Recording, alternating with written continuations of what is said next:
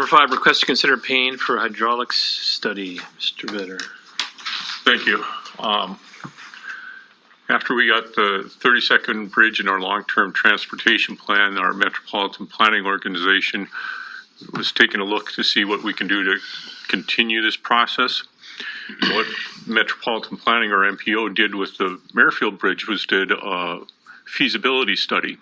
So the MPO board was going to ask MPO to do a feasibility study for the 32nd Avenue bridge location and address 3 specific areas, one being hydraulics, one being a more in-depth look at traffic patterns to see how a bridge would affect traffic patterns. And the third part was to see how we could incorporate school safety into the bridge project. When Mr. Haugen looked at the funding sources, he does not have a funding source that will participate with the hydraulic studies. And when we took it to the MPO board moved to look at not just 32nd, but at 3 bridge locations, the Elks, 32nd, and the 47th Avenue locations. I did mention that 47th is out of our jurisdiction, so that we probably wouldn't participate in that. And since the MPO can't pay for that part of the study, our representatives were supposed to go back to the city councils to see if they would be interested in doing a hydraulic study for the other ones. It's estimated that hydraulic study for each location is about $30,000. So if we do participate in it, we would look at $15,000 for 32nd, $15,000 for the Elks Drive. Grand Forks has already said that they've got a list of engineers that they work with that have gone through a process already. So they would be the lead agency on procuring the engineer to do the study and then go forward from there.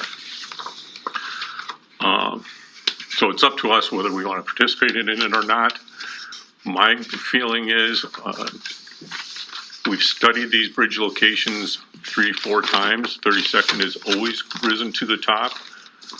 Grand Forks has got more of a political problem to get a bridge locations, and that's why they keep expanding the scope and wanting to include other locations. All the studies say 32nd is the best one. So my recommendation would be to participate in the 32nd and not even look at the Elks Drive at this time either. But that's just me. So this we'd be $15,000, and then Grand Forks would have to pay $15,000. Yep. We'd split the cost for whatever locations we want to participate in. On before them yet? I'm not sure if they've taken it to their. Todd Phelan was at a meeting where we discussed it. So. First of all, Clarence, as I read through this, I do want to thank you again for the consistent service that you give to East Grand Forks on the MPO board. I really appreciate it. The very fact that you took a look and said, you're bringing the 3, we can't do 47th, and then to bring it to us for this review. Again, the service that you give to us through there. A lot of times what happens there is like a little bit challenging, maybe a little bit at times frustrating or divisive, and yet you do it consistently and you do it well. And it probably goes to your accounting background of you can see things in a very clean analysis in these areas. So thanks. I mean, if we end up doing just 32nd, if that's what the group wants, I'll sure support it. If you feel that they will be able to obstruct that, just, it won't happen over there on the Grand Forks side, they really don't prefer it, then to expand to Elks would be reasonable. But if you think there's still a flicker of hope that we can do it right along 32nd to bring safety to the schools, maybe even enhance the safety with some measures for delivery of kids along those schools on 32nd. Maybe we can make it even better, more safe than it is now. And I would think if that came forward with a plan like that, then 32nd is right back on the table again. So whatever you think, if you think there's a hope of still going through at 32nd, I'd sure support just studying hydraulics at the 1. But if you think there's a pretty good chance that it's going to be blocked for the foreseeable future, then to expand it back to Elks, I think would be reasonable. So where is this money gonna come from? Carla? I was waiting for that. We do have 34,000 set aside for projects that we usually transfer to a project fund. And I'm not aware of that being used for any projects that we have this year. And that's one reason I always kind of throw it in, just because there might be a project that comes up. So there's $34,000 available. Mr. Grasso? I agree with Mr. Vetter's comment about the political aspect of what's going on in Grand Forks. If I remember off the top of my head, I believe the mayor said he will veto anything that costs any money on 32nd Avenue. I mean, I'm for the 32nd Avenue Bridge. I think it's probably the most logical spot. But, I mean, I'll vote for it as long as they give their side. Otherwise, there's no way that I can support something that we're never going to see because there's a political barnstorm over who's going to be in the next seat. It's just the way it is. I mean, it's so, yeah, when I read this, I thought this is a good idea, but, yeah. So 23rd is also, is that Elks Drive? Is 23rd? Yes. Okay. Yes. Right on the, Yep. right in the southern Yep. edge of Lincoln Golf Course there. Right. That's a next logical spot, unless you feel there's still a good chance for 32nd.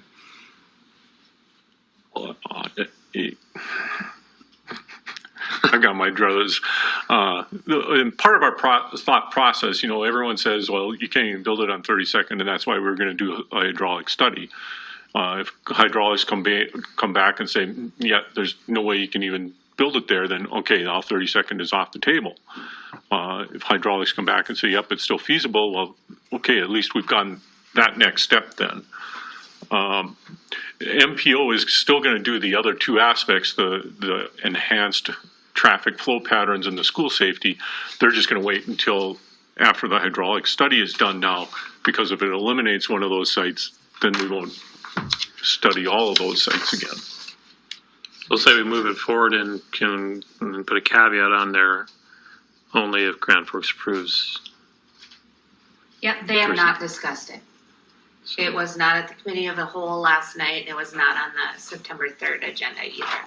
But they do have a neighborhood meeting, safety and bridge meeting on September 17th for Ward 5 and 6. So I'm not sure where it's at after that. Mr. Helms? Mr. President, I agree with Mr. Grassel, Mr. Vetter. I know you're really really adamant on this 32nd.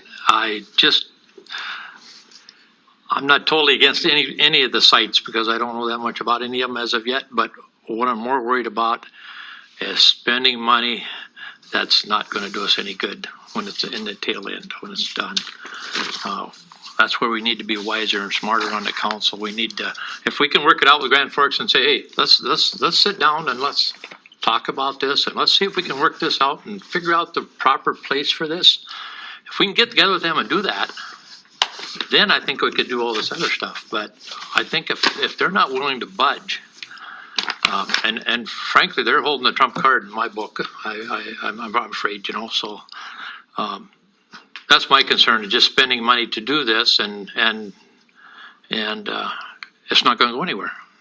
That's what I'm really worried about. So The hydraulic study would have to be done with any bridge that we go forward with, correct? yes, Right. Yeah.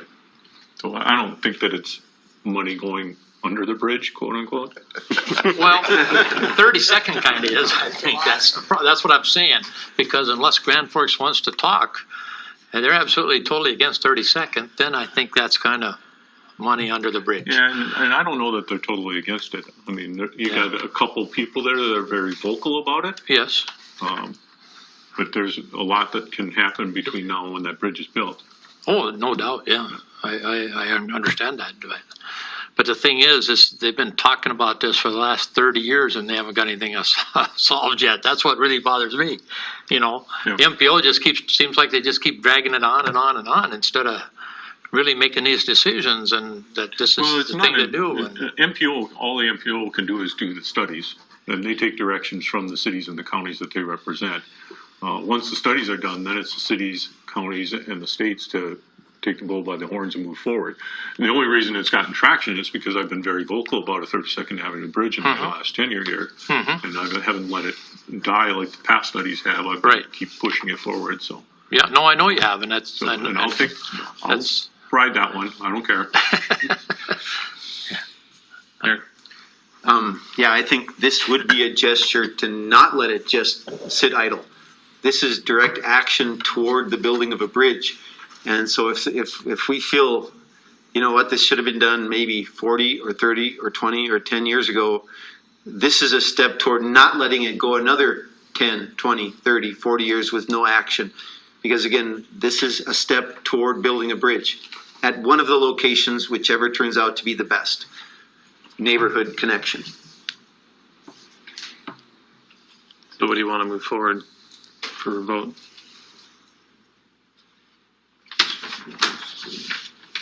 Well, my opinion is to just do 32nd. We can always amend it later if we want to add Elks.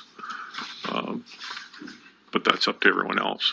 Want the indication only if Grand Forks approves the spending of it? That's fine. Are you okay to leave Elks out the rest for this pass?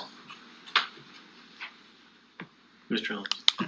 the other thing that bothers me about the Southend Bridge too, is especially 32nd, what bothers me the most is what it's gonna do to downtown East Grand Forks. If they get a direct line right up to 32nd, most of those people that live out on the point, you know, with the exceptions of the ones that probably work right downtown, they'll never see downtown or 220 North again. They'll have no reason to. I'm sorry to say it, but it's the truth. I remember back several years ago, he worked for Kenny Standard, right where East Side Express is now. And the old bridge was still there at that time, and the Eagles and all that stuff on the point. We stood in the front window of that station in the mornings many a times and watched those cars go right on across the Point Bridge. They never turned to come across that bridge and come downtown. They went right on across that Point Bridge. And then when they built the new Louis Murray Bridge, then it turned out to be almost easier for them to come downtown. And it picked up traffic. And I'm really worried about that Southend Bridge, what it's going to do to downtown, because it's definitely going to hurt it. Our downtown is quite a draw. I think the majority of patrons down there are not East Grand Forks residents. We're pulling hard from Grand Forks. It's that attractive of a region, and the venues there are just that appealing.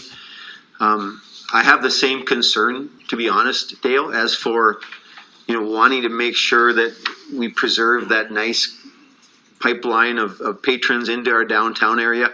But we also have a duty to give people a sensible route to where they're going. And those redundant miles that I keep talking about, you start south and you end south on either side, those redundant 2 and 3 and 4 miles pushed through our streets are really unacceptable. Anything else, Mr. Vetter? Thank you.